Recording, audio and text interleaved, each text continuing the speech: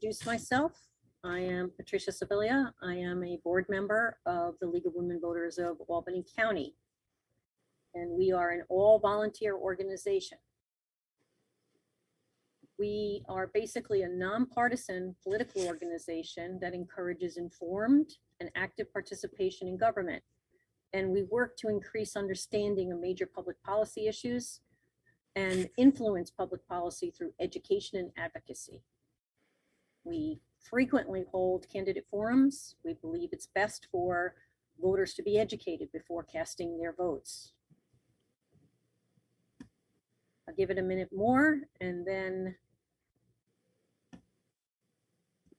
I'm also not a resident of the school district, so I have no stake in the outcome. We have our timer tonight that is going to show basically the warnings that will be given. They'll be given a 1-minute warning, a 30-second warning, and then a stop as the candidates answer their questions. So we will have them on screen all the time. We have 2 minutes for opening statements, 2 minutes for answering of questions by each candidate, and then we will have 2 minutes of closing statements. This is being live streamed and will be available on the Bethlehem School website afterwards for viewing by anyone who missed tonight's session. And I want to thank all the candidates for participating. We did draw actually lots, I'll call it, to see the order in which the candidates will speak. It turns out that they are in alphabetical order, and that will rotate as we go from question to question. So with that, I want to make sure you understand what the school board is about. The board is made up of 7 members, all are volunteer, and they serve 3-year terms. The terms are staggered, so all the board members are never open at the same time. Tonight, we have 4 candidates vying for 3 open seats. We received roughly 60 questions from the public, and we had our volunteers go through, combine like items to save time, reword them if anything was needed. That's minimal at best. And what we're going to do is that based on the amount of time we have tonight and the fact that the league has a website called vote411.org that allows all voters to go put in their address and basically see how the candidates in their own words have answered our questions. So I will try to stay away from the topics that were addressed by the candidates in Vote 411 and would recommend that the voters go and give that a view. I'll let you know what the questions are in advance so you know. We asked them, what do you have to offer your community as a school board member? We also asked, when confronting challenging budgets ahead, where would you target reductions in spending? Also asked, how do you think the school board should handle the expressed concerns of a parent or a community member about a class, a school library book, or a curriculum? We asked, what should schools do to support the social, emotional, and learning needs of all students? And how could the district measure the impact of education in the areas of character or diversity, equity, and inclusion? So it's not that we won't touch on those, but I will save a lot of questions that came in towards the end if we can touch on them. But I'll start with basically on other topics so that you get a range of views from your candidates. So as I said, we'll have a 2-minute opening, then 2 minutes per question, and then we'll do a 2-minute closing. And random order was chosen. So tonight, kicking us off will be Ms. Beck, followed by Ms. Dellenbaugh, Dr. McNay, and then Ms. Moriarty. So with that, I asked to make sure that the candidates go on mute when they're not speaking. I will prompt them in between, and let's watch for our timer showing the times, and I will turn it over to Ms. Beck. Thank you. Good evening. First, I wanted to thank the League of Women Voters for moderating this event. That's appreciated. Thank you to my fellow candidates, Holly, Meredith, and Ewan, for coming out and supporting this event. Thanking my community members, teachers, administrators, who also support this event. We do appreciate all that you've done for our community and do. As Ms. Sibilia said, my name is Christine Beck. My family and I have been district residents for the last 22 years. My three children, Kyle, Delaney, and Aiden, are all proud graduates of BC. They went their career through Bethlehem. I've been a member of the Board of Education for the last 9 years and am currently the Vice President of the Board of Education. I've served as committee chair for both the Audit and Facility Committee and still do at this time. I've previously held the position of board president, and I've been volunteering in our district for the last 22 years in a variety of roles, PTA treasurer, room parent, fundraising chair, parent producer of Shakespeare and the high school musicals, lab school parent leader. I coached USTA tennis for 7 years and have been involved in the Bridge to College mentor program for first-time college students. My friends and family asked me recently, like, why do I want to run for a fourth term? Because they all think I'm relatively crazy for doing it. So I took some time to reflect on the question, and I just came back to the same answer as I was raised by a single dad and two really selfless grandparents. My dad was a journalist who wrote for our local newspaper, the Gazette, and my grandmother, who at the age of 13 was forced to quit her education and work in the carpet mills in Amsterdam. And my grandfather, who was a middle school English teacher, who really taught me what empathy and compassion looks like. Of course, it came from a teacher, but they instilled in me the importance of public education. My grandmother wasn't able to finish school for socioeconomic reasons and to support family. And my grandfather, on the other hand, dedicated his whole life to education. Thank you, Ms. Beck. What? Thank you. Your time Okay. is up. Thank you. Apologies there, but need to stop you. Thank you. Dellenbaugh? Thank you. I'll start by also thanking the League for organizing the event. My name is Holly Dellenbaugh, and I'm running for re-election to the school board. I've represented our community on the board for the past 6 years, and I would be honored to continue doing so for another term. I'm a writer, an editor, and an attorney with nearly 2 decades of experience in both the private and public sector in commercial litigation, mediation, and emergency preparedness. But most importantly, I would say I'm a parent. I have 3 children, a 7th grader at the middle school, a 10th grader at the high school, and a BCHS graduate with the class of 22. As a result, I have a vested interest in making sure that our schools are the best that they can be for all of our students. And at the same time, I also have experience navigating the full K through 12 continuum. For the past 6 years, I've been actively engaged on the board. I served as the board's vice president for 1 year, and I have served as board president for the past 4 years. I've also served on the board's policy committee for all 6 years, the strategic planning committee, and the district's COVID response team. The last 3 years have been challenging ones as we've tackled the hurdles caused by COVID and its aftermath. I'm running again because I don't feel like my work on the board is done. We depend on our schools, not just for learning, but for community, and I want to be a true part of maintaining our district's high level of excellence while we deal with any challenges that arise in the next few years. I want to continue to use my leadership, advocacy, and communication skills on behalf of our district. And I truly believe that my experience on and off the board will be an asset to our community. Thank you. Thank you. Next, we will hear from Dr. McNay. Thanks very much. I'll echo the thanks for organizing this. I want to thank also, Holly, Christine, Meredith, for your service on the board. The schools are excellent. I know it's why many of us moved here, and I really want to thank you for the time you've put in.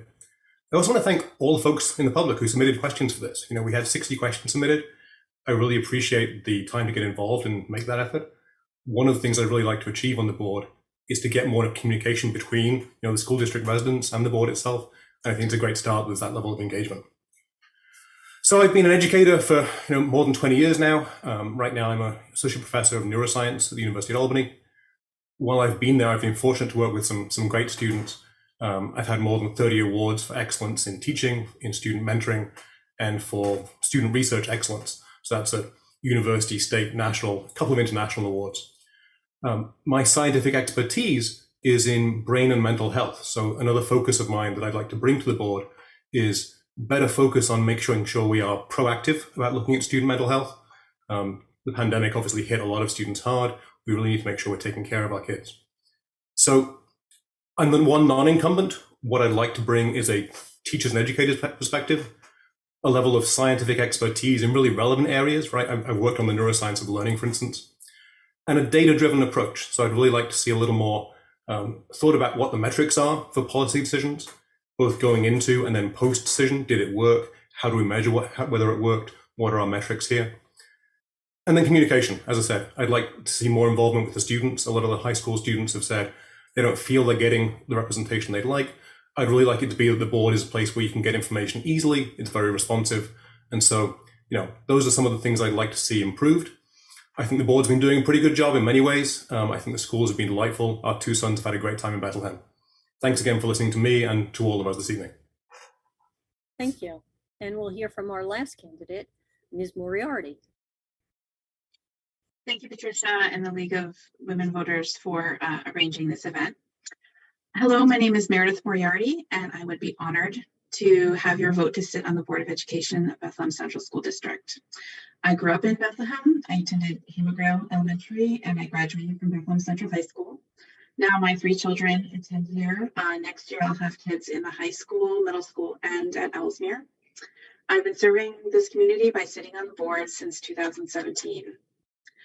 I'm running for a seat on the school board because I care about our school district and want to ensure that it's a safe and supportive environment that provides a true education for our students and encourages innovative teaching, provides our community with a value that comes along with having a top-notch school.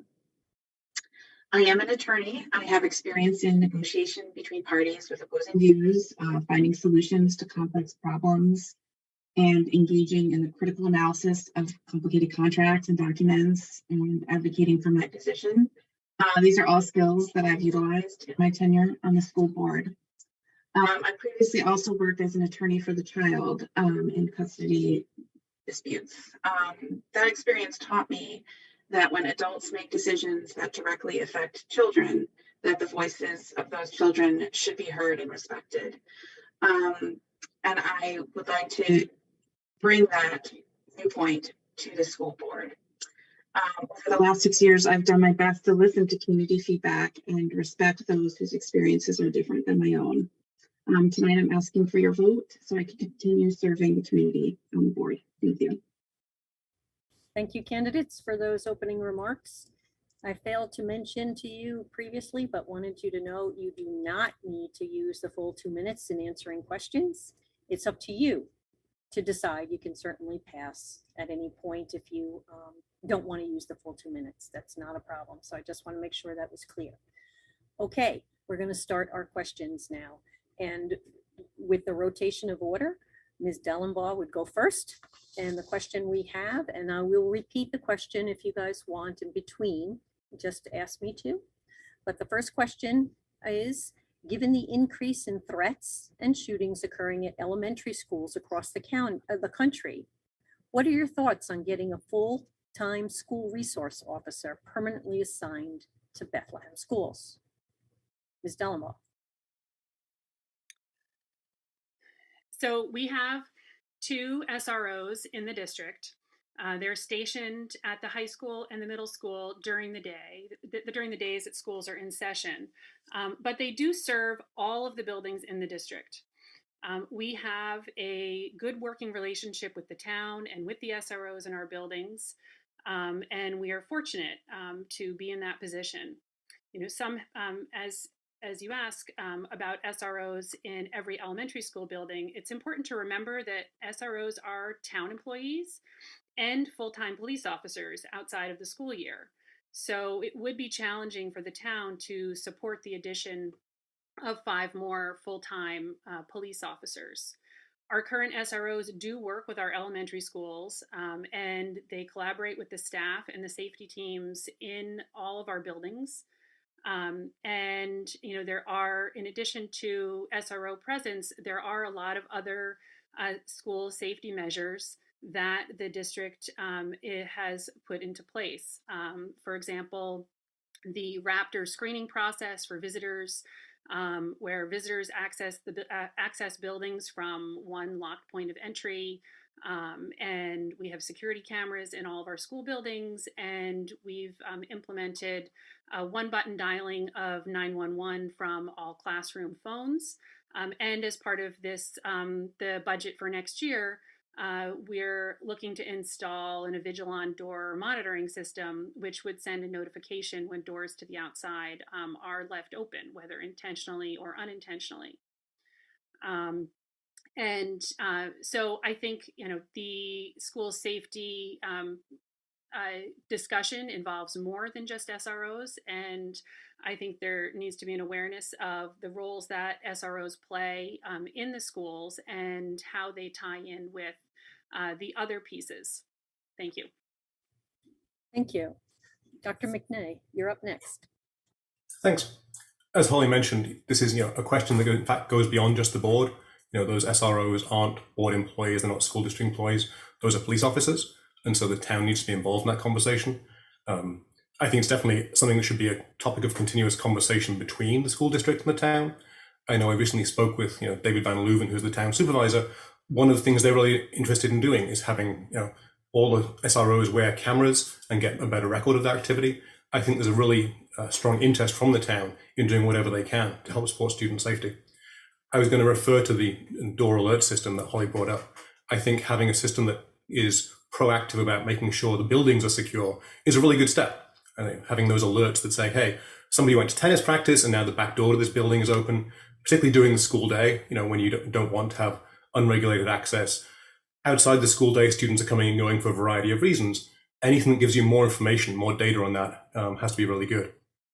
I think it's worth noting, and Holly touched on this also, student safety isn't just about guns. One of the things that all the students are facing right now, particularly in the middle and high schools, but throughout the district, there are risks from, for instance, vaping, other drug potential use. There should be a integrated student safety policy, and it doesn't stop there. It goes to brain health, it goes to mental health, but building the community, I think, is a really important part of this. So involving the community in the discussion. What does the community think would be the best, most effective measures? It's very likely we have, members of the community that have expertise in safety. I know we certainly have police officers. Those should be brought into this conversation as well. But the short answer is we don't necessarily need more SROs right now. That isn't just a board decision, but I think some of the measures that are being taken, particularly the increased building security, increased alerts for student visitors and adult visitors, those are both excellent first steps. Thank you. Ms. Moriarty, your thoughts. I think, school safety is obviously at the top of everyone's mind daily. And so those concerns are on the top of the board's mind as well. Our two school resource officers, as Holly stated, are currently stationed at the high school and the middle school, but they do also work with all of our elementary schools. I do not think at this point it is necessary or useful to have those SROs established at each of the elementary schools full time. They do a lot of work with our elementary schools, have very tight relationships with the elementary schools, and I'm confident that they can deal with issues as they arise in the elementary schools. Our bond project does have a lot of school safety factors in it, including that the door system that was discussed by also, in our last bond project, we hardened all the entrances to the buildings, including the elementary schools, so that it is impossible to enter the front door without being buzzed through the front office first. Also, school safety does not just have to do with, guns or anything like that, but also we have addressed school safety in the fact of mental health. We're dealing with mental health issues with our students. Also, our counseling departments have presented more programs on healthy relationships and sexual misconduct prevention. Thank you. Thank you very much. Ms. Beck? Sorry, you're on mute. Let's reset you. Thank you. Sorry about that. I think it comes down to, do we have a good safety plan in place? And that's one thing Bethlehem really does well. They do a lot of the drills that are required, mandated above and beyond, to make sure we have adequate plans in place. And the goals of the SROs right now are in place with the Bethlehem Police Department to meet those objectives. And by adding additional SROs, it's not going to add more value, or I think for some it might give a false sense of security. But again, there's the one button dialing. We have the vigilant door monitoring system going into place. We also, as part of the bond, upgraded some of the security systems.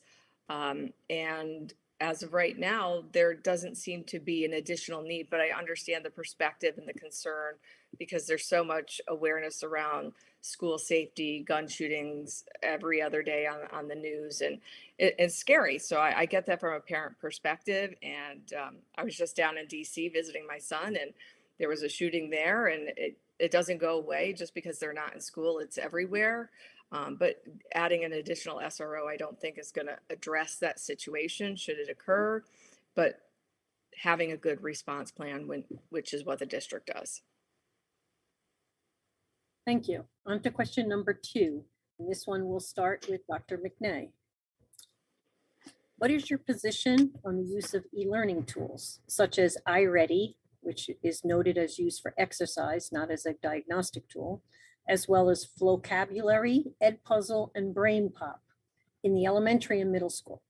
Do you think the reliance on apps as teaching tools is too much, too little, or just right? Please speak to the ratio of time for teacher-class interaction and direct instruction versus time spent at screens with e-learning apps. Thanks. I think one of the assumptions maybe in the question might be a little off, because I think that all the teachers, if you ask them, would say, we'd love to spend as much one-on-one time with all of our students. So one of the things that some of these e-learning tools do allow is to have many of the students focus on one task and then free up in many ways that one-on-one time. So the teacher can actually use them well to increase the amount of individual attention students get. I liked the comment in the question about using these as tools rather than as necessarily measures or metrics. I think performance on some of the tasks is definitely a useful baseline. So the iReadies, for instance, you take these multiple times, and because the test is effectively reproducible and it's been validated to give a constant difficulty of test, you can assess student progress. And I think that assessment part is really, really important. So in terms of value added, I think some of those e-tools are really good in giving us more data, making sure students are all being brought along. One of the things that's really important is making sure that all students are being brought along. So you don't just pay attention necessarily to those who are loudest or those who are doing best, or even sometimes those that are really cutting up and causing trouble. You need to make sure that all the students are given the excellence they need. So that said, do we want our students spending even more time than they already are on their phones on a screen? No, we don't, right? So you want to minimize this and make it part of an integrated plan. The teachers are great at this, honestly. The pedagogy can take advantage of the wide variety of electronic resources available. It's something I do in my own classroom. You can assign readings, you can assign interactive projects, and students can work on those. And in some ways, you can almost flip the classroom. You can build on that expertise and that knowledge they've gained, and then go deeper in the one-on-one personal time. So I think the real question is, left to the teachers. I think they would do an excellent job of planning those teaching plans and curricula. I don't think there is too heavy a resource. I think it takes appropriate advantage of the wide variety of information tools available. Not something that concerns me. I think it's being well done in the district right now. Thank you. Okay, Ms. Moriarty, your answer on the question. Thank you. First, in terms of our youngest learners, I come from a place where I absolutely would want to minimize screens for our youngest learners, our kindergarten or first graders. I think it's very important that they have as many opportunities as possible for active play, learning through active play and learning through physical manipulation, etc. I do recognize that there certainly is a time and place for a lot of these educational apps. And I think the question always comes back to what value does it bring? Is it being used as a possible? And if so, could it be done in the same way without the screen? If it can be done in the same way without the screen, then it should be done without the screen. However, there are certainly some apps and educational tools on screens that do bring a whole new way to look at something. And if that's the case, we should definitely see the value in that. One thing I think was really interesting in one of our recent board meetings, there was a group of elementary school students who talked about how they had written in their persuasive writing, they had written about the value of iReady and whether or not they enjoyed it or didn't enjoy it, what they wanted to change from it. And I think we really should listen to those student voices because they're the ones who are doing it. Certainly some aspects of iReady children, we've heard a lot of feedback that children do not enjoy, and it takes away from so much of them. But also some of these ed puzzles do bring a lot of fun to the classroom, and teachers should be able to bring that fun and excitement in as well. Certainly, I think the ratio of those fun and exciting ed puzzles where, maybe you build a robot if you answer enough questions right, it should be minimized to the point where they are seen as a fun treat. But certainly they have a role in the classroom and exciting children. Thank you. Thank you very much. And now we'll move to Ms. Beck on this topic. Hi. I think there's a time and a place for the e-learning. It definitely has its benefits, and especially with the generations that are coming through the district. Online is a lot of the way of the world now, and they are going to need those skills and tools, and e-learning happens in the workplace. It offers convenience and flexibility, can in some instances give more options. However, there's a downside to it. Kids already feel isolated. So do we want to promote that even more? There's technical issues that can occur with like submitting things through e-learning apps, more screen time where, our focus is on reducing screen time. So it has to be a good balance and a good mix of both. I think at the end of the day, though, when you're talking about iReady, I think teacher assessments are still the most valuable tool. Being able to observe a student in a classroom is going to be high on my list over iReady any day. And I agree that students definitely need to be involved in some of the decisions involving their academic careers. Thank you. Thank you. Ms. Dillenbaugh. Thank you. I would agree with Meredith that particularly for our K-2 learners, I am strongly in favor of minimizing screen time. And in our older classes, I think it's about finding a balance. Students should not be being taught by videos. That a video cannot replace the relationship between the in-person relationship between a student and their teacher. And apps and computers are not replacements for teachers. Student interaction with teachers is key. And I think there are a lot of great learning tools, particularly coming out of COVID. There was a lot more, reliance on using apps, using electronics, things that were necessary at that time. But at this point, I think we need to step back and make sure that the e-learning tools that we're using them for a good reason. That it's not just a crutch, that it's something that is supporting the learning that is taking place in the classroom. With assessment tools like iReady, I think one of the things that's important is to for the district to continually evaluate how we're using it and the data that we are getting from the tool. Because if the data starts to become insufficient or it's not helping us evaluate where the kids in our classes are, then maybe we need to look at a different solution. But at the end of the day, it's about finding a balance. And one of the things that I think is key as a board member is to support professional development for our teachers on effective use of technology in the classroom so that it's being used in the right way. Thank you. Thank you very much. Okay, we're on to question number 3. And this one will begin with Ms. Moriarty starting.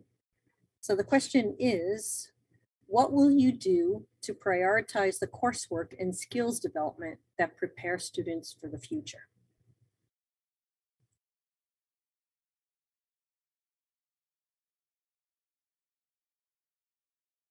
Thank you. I think this is a really good question because we have to ask ourselves, what is the purpose of education? Why are we going through this process? What do we want our children who come out of our schools to be able to do?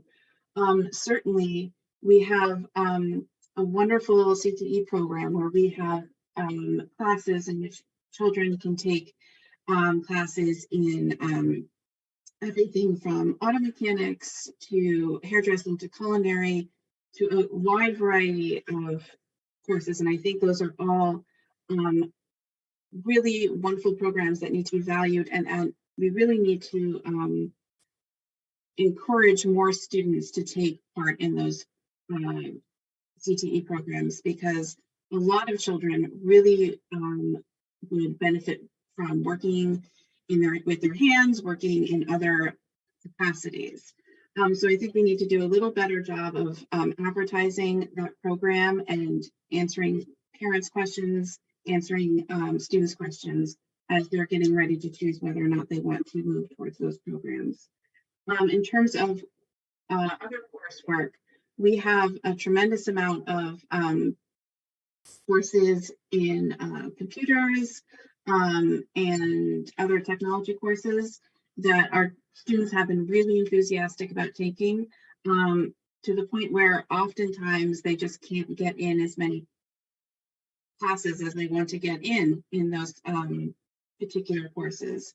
So I think that it would be very helpful if we could use our counseling programs, our guidance counselors, to help guide students in order to take the correct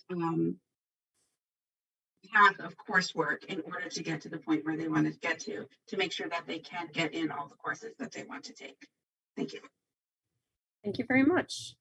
Same question for Ms. Beck. Sure. I think Bethlehem, they're doing that. The district is gearing students to have the right skills and coursework to enter college, the workforce.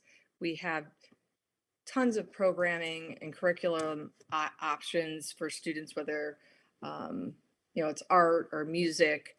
But we are doing other things to gear students to be prepared with the appropriate skills, such as our social emotional learning that's being done in the elementary levels.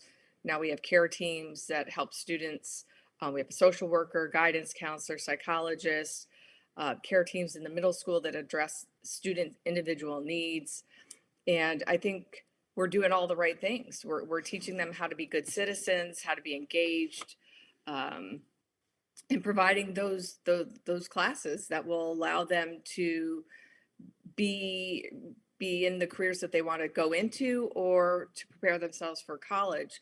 I think that's one of the things we're great at. We're really great at offerings, and our students definitely benefit from them. Thank you, Ms. Beck. Ms. Dellenbaum? I think the answer to this question in part might depend on what you think the future looks like. And I think different people are going to have different answers to that. Myself, I think that some of the skills that we've been teaching all along in our courses, like reading, writing, our math skills, those are always going to be important. But I do recognize, I think there are areas that, with respect to sort of the future and being sort of career ready, that we can continue to advance for our students.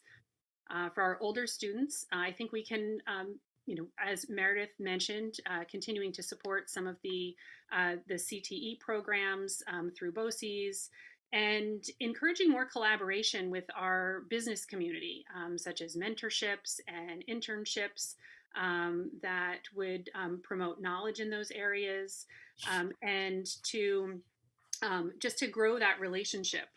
At the same time, at the elementary level, some of the things that we're already doing, such as providing enrichment opportunities with the use of robotics kits that allow for some exposure to problem solving and critical thinking, or at the middle school, continuing to support programming, enrichment programming like Odyssey of the Mind, where kids are getting, again, the problem solving and critical thinking. Those are skills that will be valuable no matter where life takes our students. Thank you. Thank you very much. We're on to our next question. Excuse me. Oh, nope, I am sorry. You are correct. Dr. McNay, your chance to answer this question. Thanks, appreciate it. And I really like this question. It's something I actually address in reasonable length. Some people would say too much length on my website. If you go to ewanmcnay.com, there's a bunch of discussion and thoughts about how we should improve the district and what the options are. I'd encourage the other candidates to create websites also. I think that's a really useful tool for communicating thoughts and opinions. This is an area where I think there's definitely a need for improvement. So something I bring to the board is, I have a bunch of expertise, more than 20 years now, working with really high achieving undergraduate and graduate students. So I've worked in college admissions. I've got the expertise on how you create and foster that level of excellence that many of our students, are seeking to achieve. It shouldn't just be college, right? So that's where a lot of my focus has been. But I think one thing I've heard from parents a lot, as I've been discussing in preparation for this run, the students who want a more hands-on learning style maybe aren't getting that level of support. So Bethlehem has been really good at supporting high academic achievement. And there's a wide variety of classes, as a couple of the people mentioned, in CTE. We have a great capital district BOCES, but it's not always the best supported by the school district maybe. It's certainly not the easiest to take advantage of. My own elder son took a BOCES class in theater, art, tech, and music. We had to arrange for Ubers in many cases because there was no transport available. There were several obstacles in the way of his being able to do that. And many students just wouldn't have that option.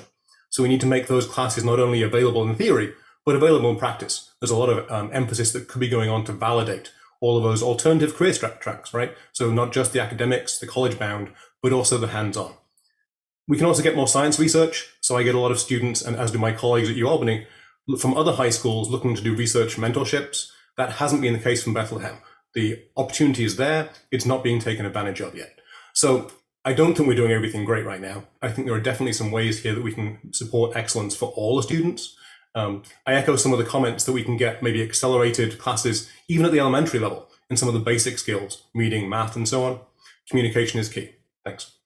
Thank you very much. And sorry about not giving you your turn appropriately. No worries. We're on to question number 4. And this one will begin with Ms. Beck.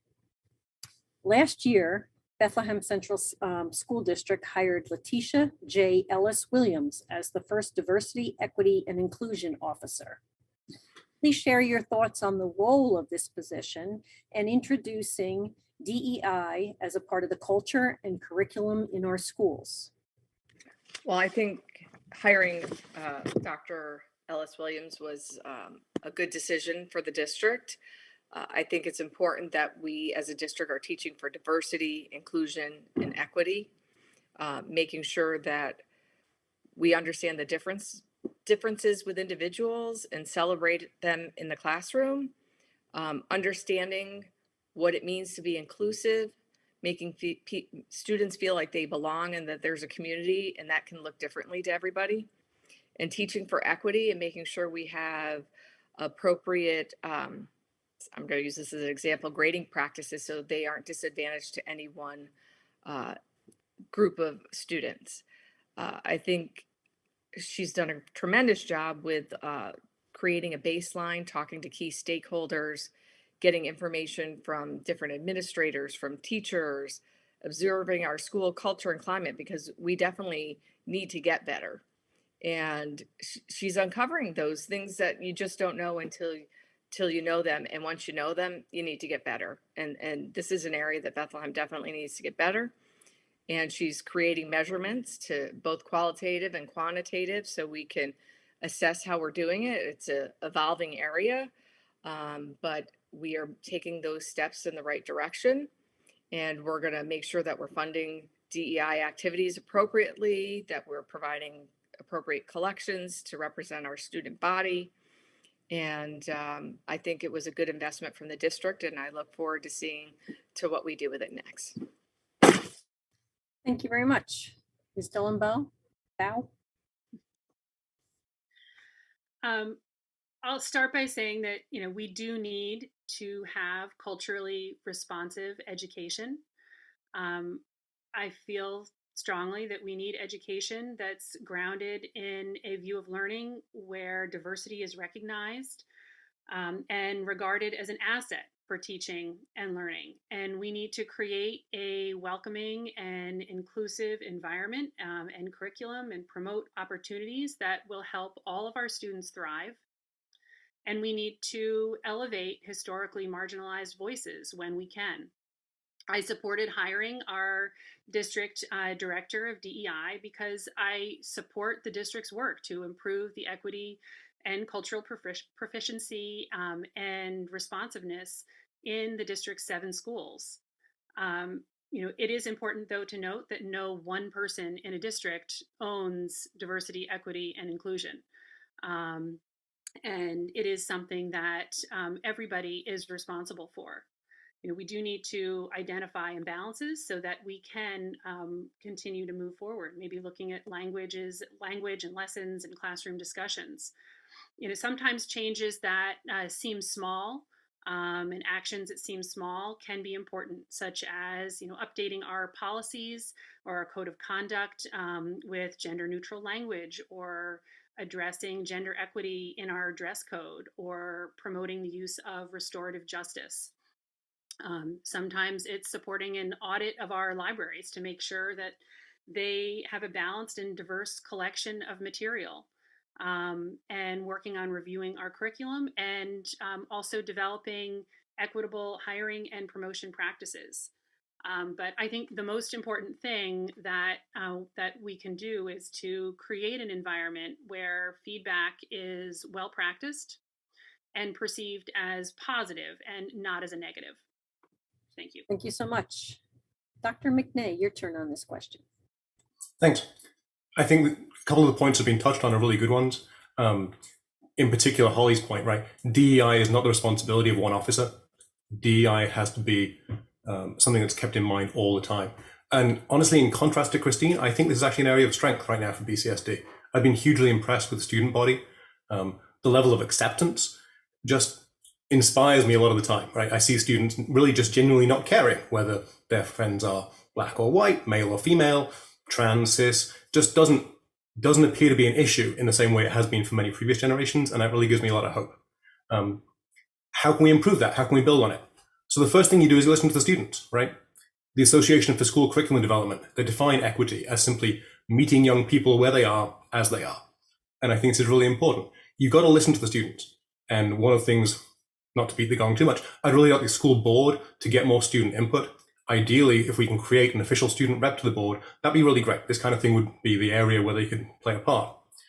So the whole school district has to be willing to be uncomfortable if necessary, right? This comes back to the previous question in some ways. You create equity by making sure that you have excellence available for all students. And then from the top down, you've got to be proactive in assuring students that the school is a place of support, whatever their needs are, mental health, physical health, career skills, right? That example has to come from the top down every day. I've been especially impressed with my time in the middle school, for instance. I think Mike Klugman has a character development program that is just outstanding. And I've really enjoyed watching the students respond to that and elevate themselves and then build that peer education. So I think there's a whole lot of good going on here. I think if we have an officer who can help support, put in place metrics, right, gather more data on where there might be a need for further improvement, that can only help. We've got to provide the resources for proactive counseling and peer support. We've got to treat the students with respect and listen to them on this issue. We know an awful lot. There are a lot of data about how students learn best across a wide spectrum of learning needs, and how, prior history can be used to build excellence in learning for all those students. We should do that. Thank you very much. Ms. Moriarty. You're on mute. Sorry about that. I was a member of the interview committee when we were hiring candidates for this position. And in that role, we had a lot of discussions about what we really wanted to see this role as. And as Holly mentioned, I think the most important aspect of it is that Dr. Ellis Williams is not the only person dealing with DEI issues, and the entire DEI program should not be put on her shoulders. I think her role is to help educate and support all of us within the school district in dealing with DEI issues. Since Dr. Ellis Williams started, we as a board asked her to examine a tremendous amount of school data so that we can have an accurate accounting of where we are, and also the metrics so that we can measure our progress. And she has presented that data to the board. The data includes things like graduation rates for our different subgroups, discipline rates, and the amount of special education that students are getting. And looking at those subgroups within our population to determine whether or not there are trends and the impact of any new initiatives going on in the future. And I think, her ability to not only deal with the data, but also to deal with the people has been tremendous in our school district. And I'm really excited to see where the role goes in coming years. Thank you very much. We're on question number 5, and this one will start with Ms. Dellenbaugh. The question is, the school board passed what was noted in the questions received as a controversial plan to not allow cell phones in the high school, implementing Yonder, where a cell phone is locked in a pouch during the day. What is your position on limiting cell phone use in the high school, and your thoughts on supporting students who may have a need to have contact with family when they have immediate mental health needs? So I do support the administration's recommendation to implement the Yonder pouches at the high school. We have tried using sleeves in the classroom. We have tried asking students to keep their phones in their backpacks, and it's been unsuccessful. And it seems as if it's placed a heavy burden on our classroom teachers with reports of impact on instruction. The phones are causing disciplinary issues at the high school. And there's also, the mental health aspect of being constantly attached to a cell phone. In the district climate survey, we've seen increased reports of students feeling lonely, which aligns with our nationwide reports of mental health issues among teenagers. We want our students to be engaged throughout the day, not just during class, but also when they see each other in the hall and during lunch. I did have questions myself about this, but I researched reports about the implementation of Yonder in other school districts. And those schools have seen a decrease in disciplinary referrals for defiance, for disrespect. And they've seen, most importantly, an increase in students interacting with each other and an increase in student engagement. And reports from students at those schools have been very positive. We do need to make sure that the district is being responsive to parent concerns and communicating solutions, such as with respect to students that might need to reach a parent or somebody else during the day. And at the high school, there is the ability for students to go to the counseling office, to go to the main office if needed. Students at the high school are able to email their parents or guardians outside of school, unlike at the elementary and middle school, that's available to our high school students. We I'm need going to have to stop you. I Thank you. apologize, but time is up. Okay, Dr. McNay. I think we were all expecting this question.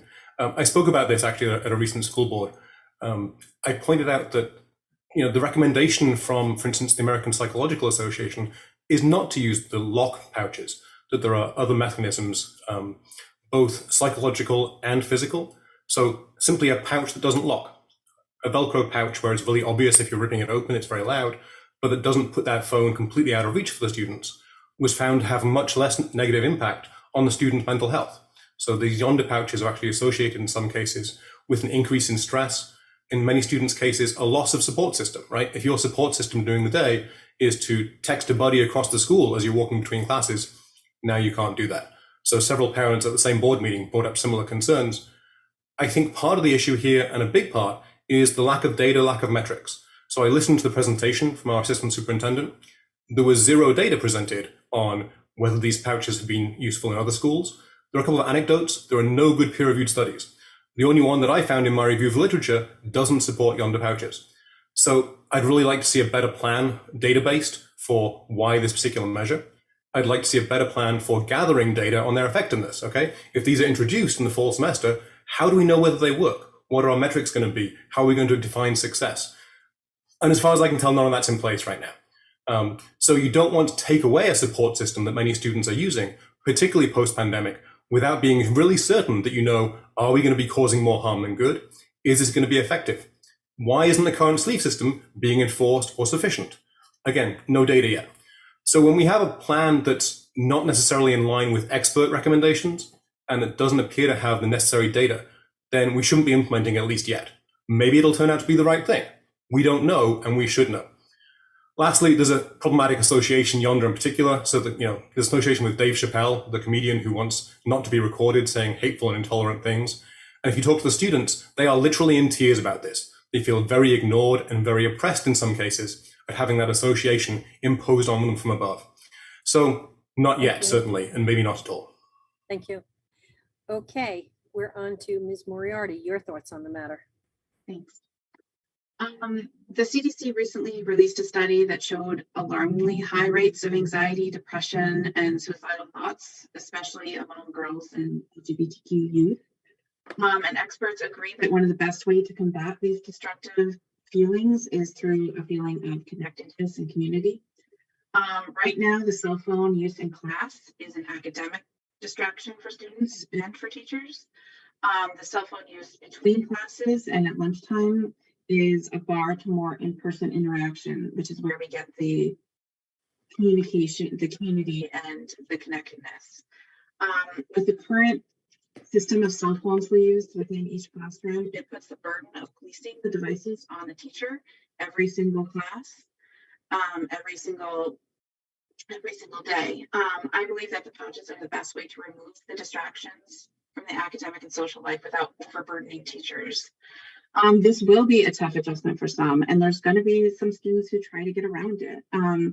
I have asked in meetings the district to ensure that there are more supports in place during this transition, including more drop-in time with counselors for those who are going to feel anxious without their cell phones, informing students and families about the different ways to communicate during the day, including email, phone calls, and also providing more activities during free periods to help students learn how to reconnect with each other. Mr. Domel talked about one of the schools that he went to go visit that put in either an air hockey table or a foosball table to bring in some more activities kids are excited about to, get people back into learning how to interact with one another. I think the district has done its due diligence. It's gone to see these systems in practice. It's taken students to see the systems in practice. We've talked to administrations that have gone through this transition. Thank you. Thank you so much. Okay, and finally, Ms. Beck on this topic. Sure. I mean, there's no question that both adults and students are struggling with the addiction of cell phone and the effects that it's having on academic learning and focus in the classroom. I'll be the first one to admit when the cell phone policy came out for middle schoolers, I wasn't sure the success of it because I did think anxiety was going to play in because they didn't have access to their cell phones. And but I was wrong. I was absolutely wrong. It was successful at the middle school, and the district did its due diligence. We got students involved. They went to a couple of schools. They observed other students using the pouches. They got the pros and cons. I believe the Senate was involved in the discussions. So we had effective communication with our students. And it's not all about data. Observing the use of them, and talking and discussing with peers is just as good of a measurement, if anything, in the beginning anyway. And they did show that they had a decrease in mental health referrals. Some studies are showing increased participation in co-curriculars. Making sure that we measure it, though, is important, but it's not all quantitative. It can be qualitative measurements. And there's also a factor that we aren't recognizing is how this is portraying into the business world. Some of the students who go into the workforce after they graduate, they don't know cell phone etiquette. Keep your phones in your pocket when you're in a business meeting. Communication is lacking. It's very evident that there's a significant impact on our students coming out of high school and going into college. But from a different perspective, I also have two kids, one that would have needed a phone for anxiety and one who's a diabetic. And as long as there's a plan in place not to, point them out or identify them, I think that's important. And also teaching students structure and guidance and self-regulation. If we don't have that, then. Yes. Hot topic. Definitely hot topic. Okay, we're on to the next question. And Dr. McNay will start on this one. So the district suspended the use of the RTI math enrichment and accelerated math programs in the elementary schools during the pandemic, and it has not yet been restored. Both parents and as well as teachers have voiced concerns about this. Give your thoughts on this, including restoring this during school hours as opposed to after school and weekends. So the short answer to this is, yeah, we certainly should if we can. And I think we can, right? This is about offering the widest range of opportunities. It's something that was very much appreciated, welcomed, and had benefits for the students that were enrolled in it previously. So in terms of the questions we've had this evening, this is actually an easier one for me to answer. I'm going to borrow for a few seconds then. One thing that Christine mentioned on the previous question, I think self-responsibility for students is actually really important. And putting a locked device, you shall not use this, teaches exactly the wrong lesson. You want students to learn to be self-regulating in their cell phone use. Sorry, back to this question. I think that the accelerated options for basic skills like math and reading definitely should be taken advantage of wherever they can. And I think that's true, not just in the current, accelerated math, double accelerated math, but if we have the student demand and the demographics, we should be trying to implement that wherever possible. So to meet as many students as we can at the level that best meets their needs. That isn't always, in practical senses possible. You can't always have an infinite number of classes in every topic, for all the student groups. But yeah, definitely across the, elementary schools, we should be trying to implement something that takes advantage of those who show particular aptitude in given subjects as early as possible and build on that, because that's how you get them to the point where they're excelling in middle school, excelling in high school, and you're keeping them engaged. Otherwise, you run the risk of losing those students and actually having them, not get the greatest benefit out of the great school system here because you lose them early on and perhaps they don't feel challenged. So do I think this was a great program? I absolutely do. Do I think we can attempt to restore it wherever possible? I do. I think there's time for that within the school day. There's going to need to be some interesting conversations about how we gather those students together across the different elementary schools. But I'm sure we can address that with, more communication with the community and with the students. Thank you very much, Ms. Moriarty.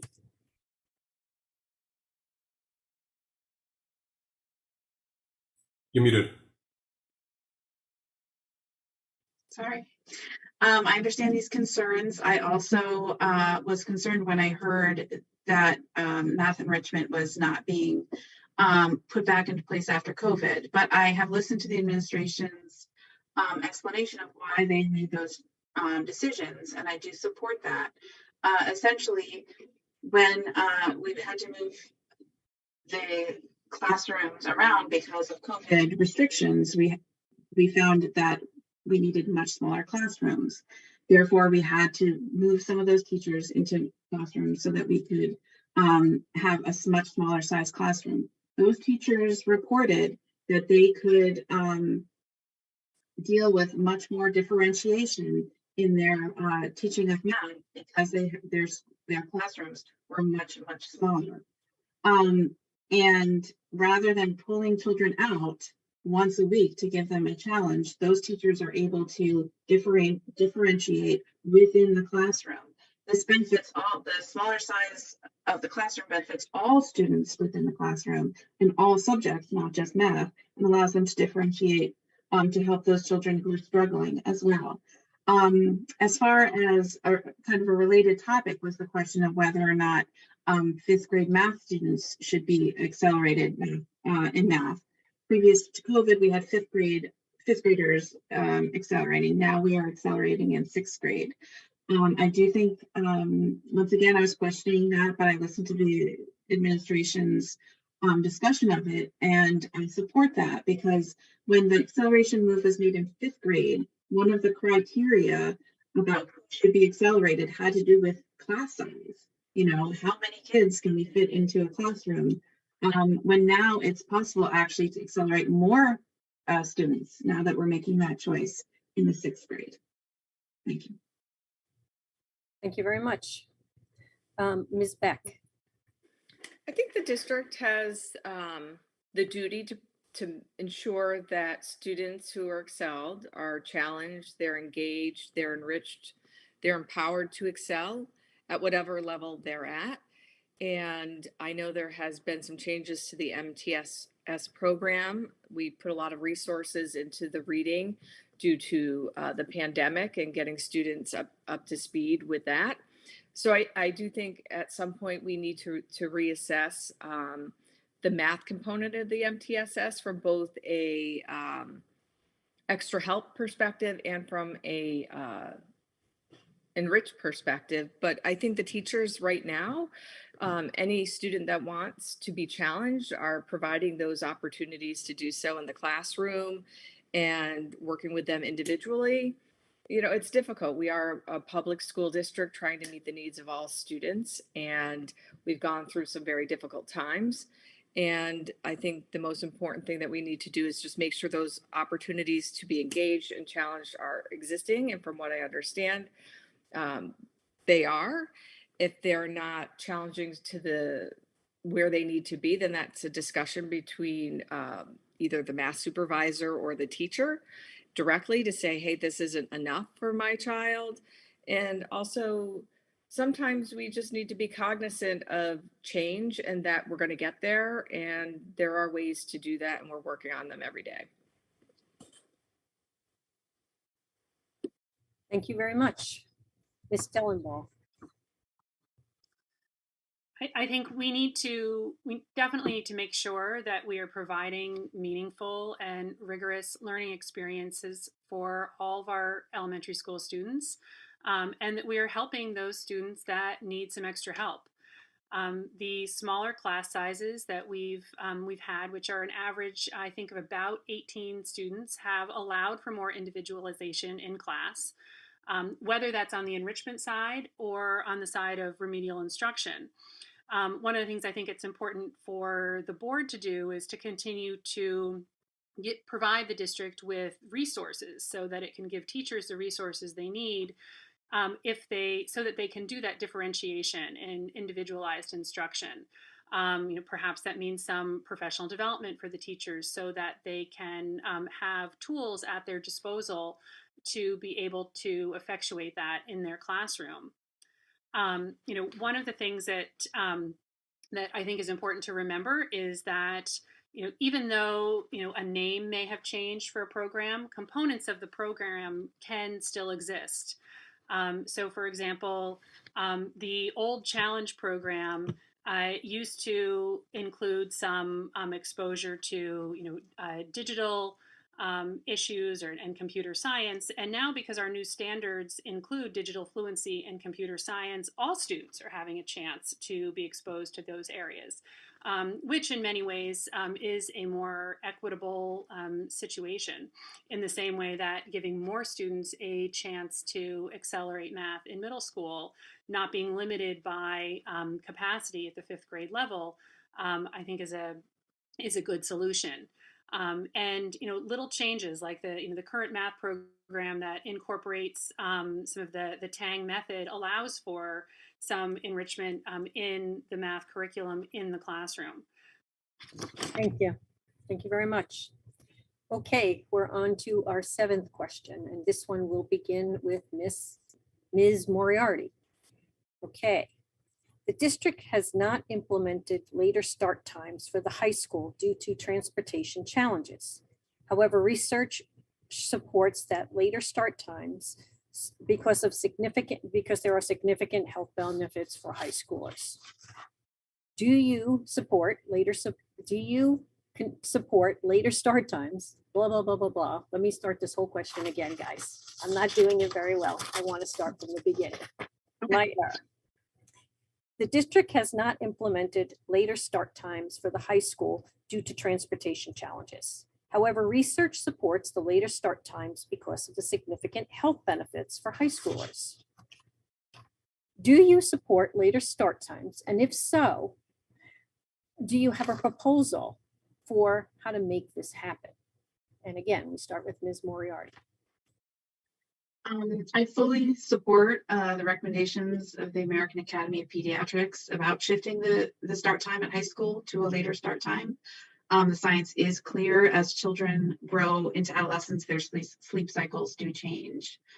As a board, we did empower the transportation department to change the entire way that it transported students in order to allow the high school to start later. It did work, and we did see the benefits. Students saw the benefits, teachers saw the benefits, families saw the benefits. Unfortunately, with the bus driver shortage, we can no longer sustain that two-tiered model for transporting students. As a board, we extensively reviewed every possible option for getting the high school students there at a later time, trying a three-tier system. Unfortunately, none of the options were viable. They involved, the prospects of kindergartners waiting at bus stops so early that it was still dark out, or the middle school not getting out until 4 o'clock, or having no way to transport students who needed to stay after school for activities or extra help. So I would support the original plan of a two-tiered system being implemented as soon as we have enough drivers. In terms of a plan for making that happen, the board has encouraged the growth and retention of the transportation department by increasing driver pay. We've offered more incentives, including paid training. We've allocated more resources into, we're going to be hiring a new telematics specialist, and we've added resources for new technology that make bus routing more efficient so that fewer drivers are needed.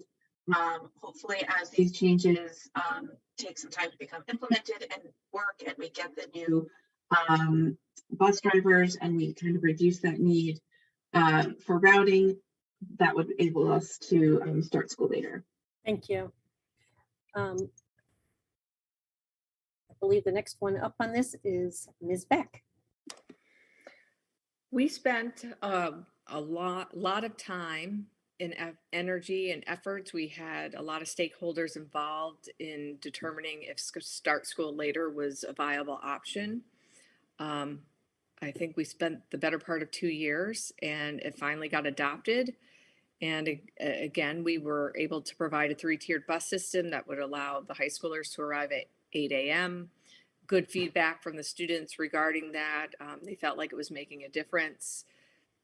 COVID happened. We had a serious bus driver shortage. We have never been able to get back up to those levels, and we don't see it anytime soon.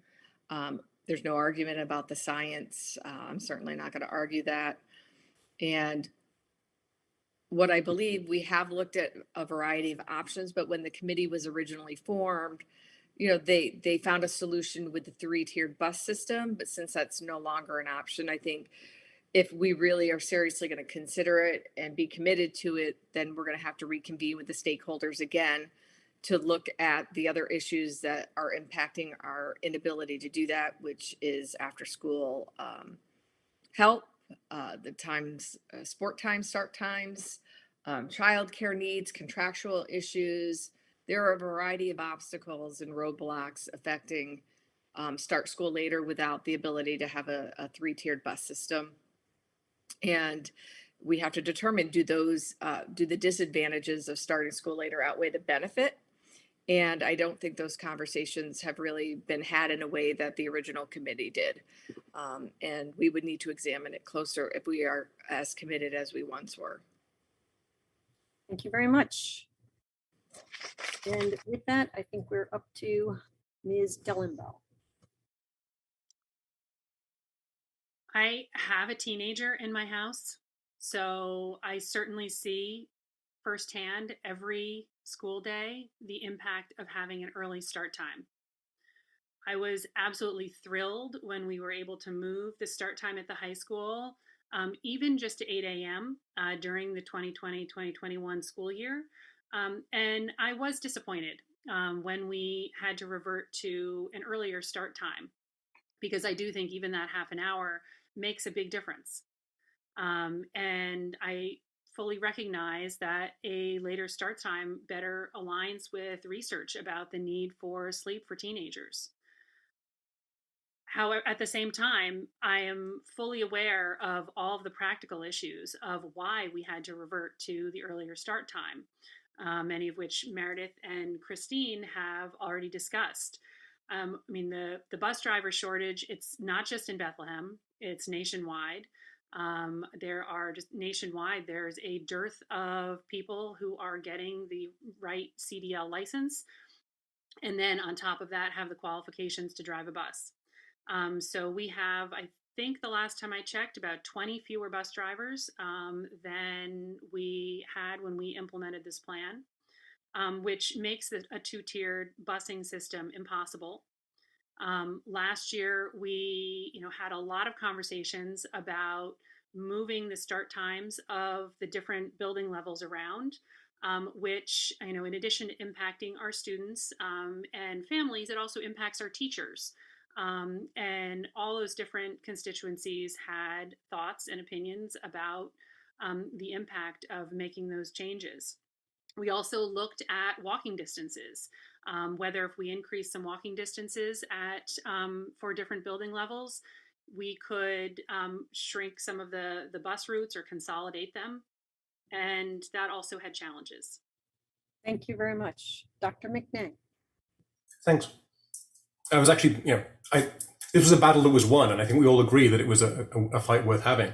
The data are really clear. So I was part of the Start School Later campaign. I was actually one of the two expert speakers. So Dr. Mitch Earlywine and I gave science presentations to the community and to the teachers on the data regarding later start school times, particularly for teenagers. And as you've heard of it, the data are really clear, right? It's actually a biological change that happens in the teenage adolescent brain. Circadian rhythms do shift. And so this plays into the whole, across the day scheduling. One of the problems we touched on briefly with phones was that the biggest danger actually is late at night. So reducing phone use during the day is one thing, but the most important time, if you look at the recommendations from the American Psychological Association, American Pediatric Association, is you want to reduce use late at night. That's the critical part, and that plays into getting enough sleep with a later high school time. So we all agree on the objective. Honestly, I appreciate the district's effort on this. I think there's been a lot of good work put in by Holly, Meredith, Christine, and the rest of the board on trying to find ways to accommodate that practically. The shortage of bus drivers is a real thing. If you've looked at the attempts to hire more bus drivers, there have been significant increases in wages offered. There's been a lot of flexibility. The district hasn't been able to recruit enough, but I don't genuinely think that's for lack of trying. I think there's been a lot of hard work put into this. The Start School Later campaign nationally does have some alternative thoughts that may be worth considering. So you can do some work integrating with perhaps the city bus system. A lot of places have managed to get high school students to take some buses from the city when possible, which reduces the load on school buses themselves. You can integrate across districts perhaps. But while the answer to the question is yes, we should definitely start high school later, I totally appreciate the pragmatic difficulties that are being faced by the district in actually putting that plan into play. And I think it's a place where we're all on the same page. We'd all like to have high school start later. It's really important for the kids. We have to find a way to get it done. A little more flexibility in considering options might be worthwhile, but I think there's been some really good work done on this. Thank you very much. Yeah. Okay, we're on to the next question, and Ms. Beck will be the lead off on this one. And the question is, and this is combining questions received, what can you offer as a board member to foster better communication, collaboration, and cooperation between the parents of special needs students and the school administration And is there any way the district can provide equitable learning opportunities for neurodiverse students? That's a great question. I think as a board member, one of the things that I do very well is I'm available to our community members at any given time to address their concerns. Um, I listen and I speak up if there's a concern that somebody doesn't feel that they could bring to the administration's attention on their own. It's hard. I've had kids with anxiety and different educational needs. And so I understand the perspective they're coming from and the need to be inclusive, to make sure that we have opportunities available. And I think the DEI coordinator program and is going to really help champion that from multiple stakeholders, whether it's teachers, administrators, um, staff members, just having that be at the forefront of thoughts regarding special ed programming. We had discussion about the summer program and we were able to champion it back to 4 hours this coming summer. So we do hear what they say. And I think that having myself personally having institutional knowledge spanning 22 years in the district, I understand where we've been, where we come from, where where we're going, and I think it's good. And I think communication is an integral part of being a board member. But anybody that knows me knows that I'm not afraid to speak up or advocate on their behalf. And if there should be change, there should be. And from my intro, that was one of the things that I didn't get to is, my dad taught me if you see something, speak up. And that's the only way change is going to happen, and making sure that we have critical thought. But I've always been a proponent of our special ed programs. We have sports programs now dedicated where they're integrated with students within the program. And I continue to, Yep, I'm going to have I'm to cut done. it short. Thank you. Okay, Ms. Dellenbaugh. Just to echo something that Christine said, I think it's important to remember that DEI work also includes making sure that we are meeting the needs of our neurodiverse students. With respect to communications, with this issue and any issue, the board needs to make sure it has an open dialogue with parents and community members so that concerns can be heard and addressed promptly. I think it's really important that the community knows who is the right person to direct a question to, because sometimes the board is actually not the best person to answer a question. Many times it's a teacher or it's the principal or a supervisor or administrator. And sometimes I think that piece can get lost. And I would encourage the community to attend and listen to school board meetings, particularly when these issues are discussed, because there is a lot of information that is conveyed. And sometimes I think that gets lost. I think, I'm excited about the new rollout of our structure with our student support services, because I'm hopeful that it will better align our, SES and MTSS and counseling under one umbrella, so that we are connecting the different programs so that we don't have gaps.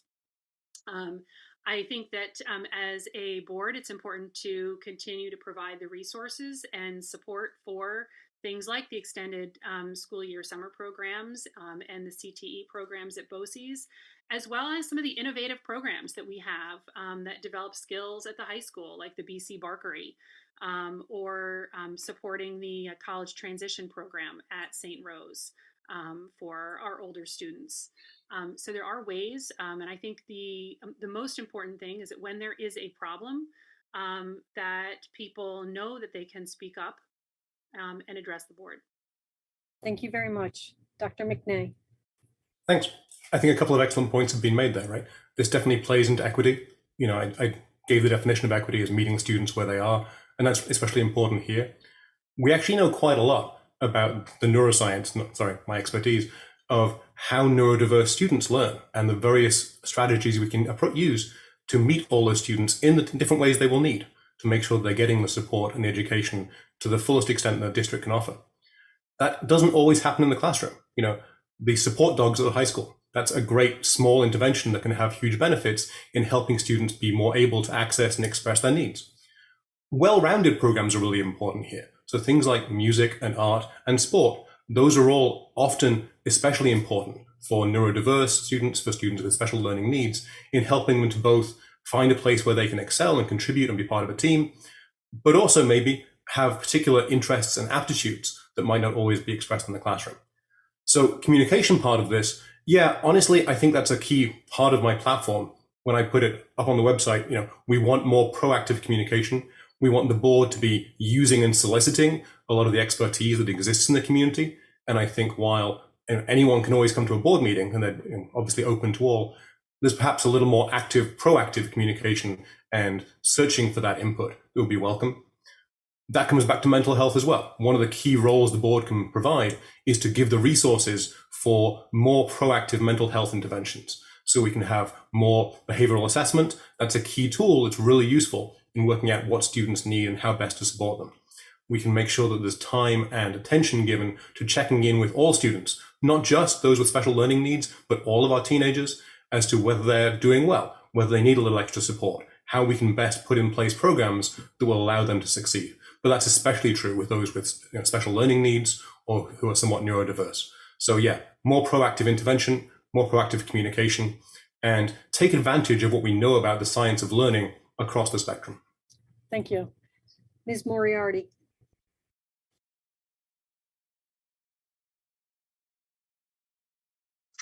A lot of our families have had wonderful experiences in our special education department, but there are also a lot of families who haven't felt like their child is getting everything that they need from our district. One example is that during COVID, our summer program for kids in the special education department had to cut its hours from 5 hours a day to 3 hours a day. It was understandable at that time because we didn't initially even think that we would be able to open it. And as we rushed to be able to open it, we were thrilled that we could get those 3 hours a day. The next year, however, we saw the same truncated day. And while there were staffing challenges, that was really not acceptable to the families whose children would have benefited from that extra enrichment. And they came to our board meeting, and I learned so much at that board meeting.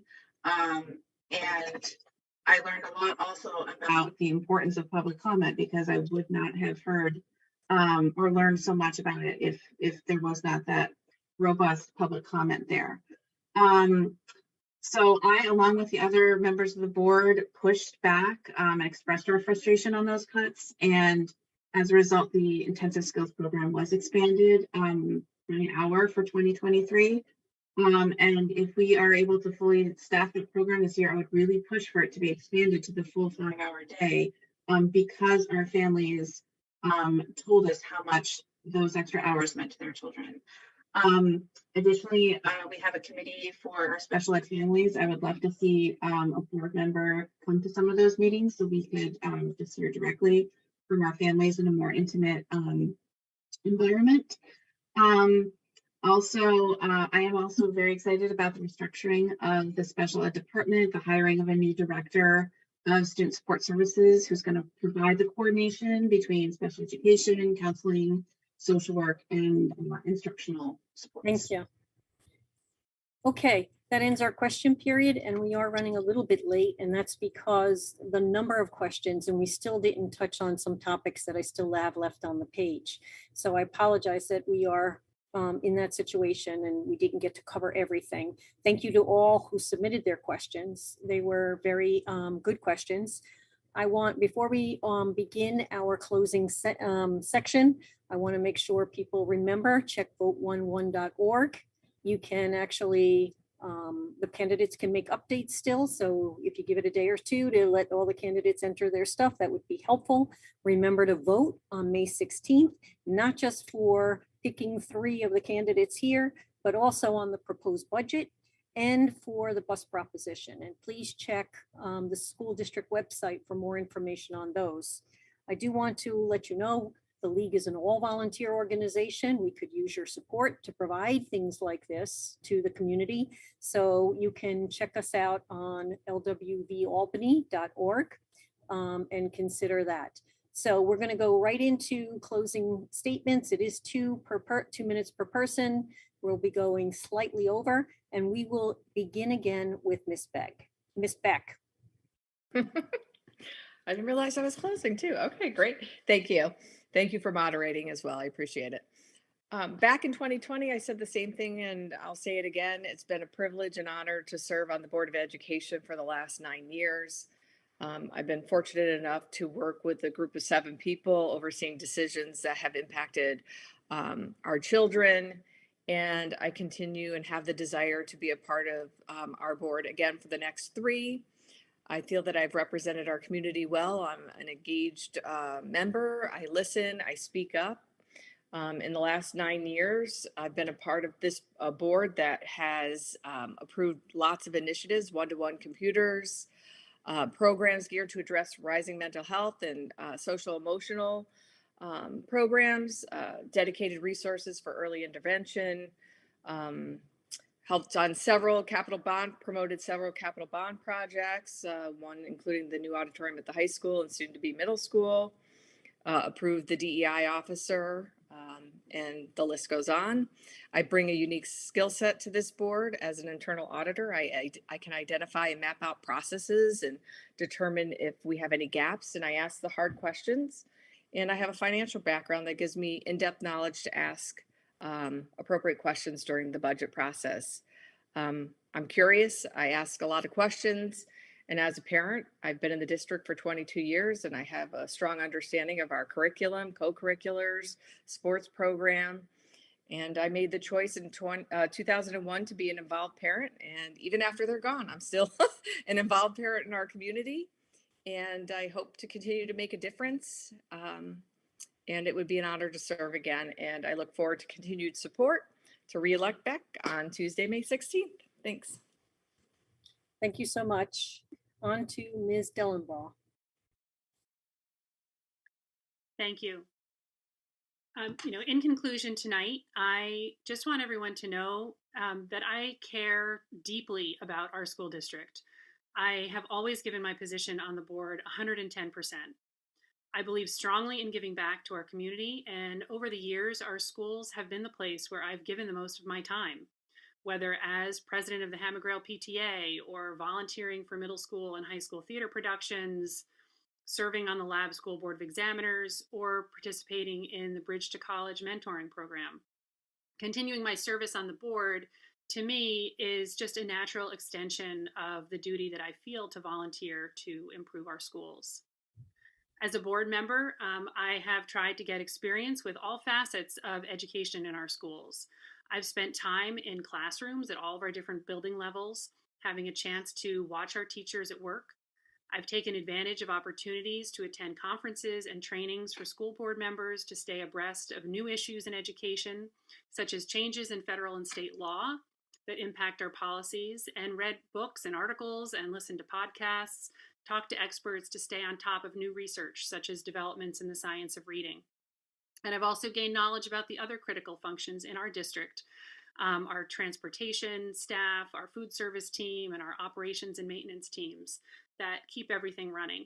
And in my experience, the key is having the capacity to learn when faced with a new topic and a new issue. I want our schools to be able to give every student the chance to reach their fullest potential. And I want to give our teachers and students and staff the support that they need, not just to succeed, but also to excel. I would be honored to continue to represent you, and I would ask for your vote on May 16th. Thank you very much. Dr. McNay. Thanks, folks. And thanks again to the League of Women Voters and to all the folks who are sending questions. I think it's been a great evening. A lot of people have asked, so why are you doing this? And the two answers to that. The first one of which is, it's the first time I can. I became an American 2 months ago. I think it's kind of cool. The first time I get to cast a vote, I get to vote for myself. But in all seriousness, pragmatically, it's the first time I can serve on the school board. My kids have been through the school district here for 15 years now. I can give back, so I should, right? Obviously, I'm the non-one incumbent. So why would you vote for me rather than any of my colleagues? And I'm not running against any of them. I look forward to serving with whoever gets elected. There are a couple of answers for that. First, I definitely bring a unique and a really relevant and needed skill set to the board, right? I've been an educator for 20 odd years. There are no other educators currently on the board. I've been a scientist for 30 years. I'm really used to working on data sets and metrics and so on. But in particular, my expertise is in brain health and mental health and the neuroscience of learning. So those are all areas where I think I really have, as it turns out, some really specific and relevant skills that will really enhance the ability of the board to meet the needs of all our students. Priorities, I've mentioned a couple of times. I think proactive mental health check-ins are really important, and we can do a fair amount to better support the needs of our students in this area. I think excellence for all, in particular, making sure that the hands-on classes and skills are not neglected in any way. We have a range of programs that are available. Let's make sure we take advantage of those. And similarly, let's make sure we take advantage of things like the Regeneron Science Fair just down the road. We aren't putting enough of our high school students into those high-achieving research positions, and we can.